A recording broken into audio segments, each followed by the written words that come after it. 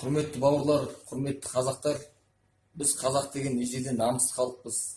Ер азамат ел үшін туады, ел үшін өледі деген, және де сол сияқты мынау ер азаматтарға байланысты, ұлт көшпенділеріне байланысты бізден ақыл сөздер жетеді. Мынау 1465 жылдары Киелі Тараз жерінде қазақ хандығының негізін қалаған Керей және Жәнібек сынды мынау ұлт көшпенділері қазақтың тұңғыш хандары, тұңғыш сұлтандарына соңғы кезде міне осындай құрмет көрсетіп жүрген жайымыз бар міне. Бұл не себептен деп ойлайсыздар? Жалпы бұл біздің соңғы кезде ұлттық намыстың, ұлттық идеяның төмендеп бара жатқанын көрсетеді.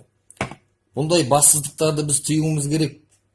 Бұндай тәртіпсіздіктерді тоқтатуымыз керек. Жалпы бәріміз бірігіп тоқтатуымыз керек. Алты алаштың жерін алып берген осынау ұлан-ғайыр кең даланы бізге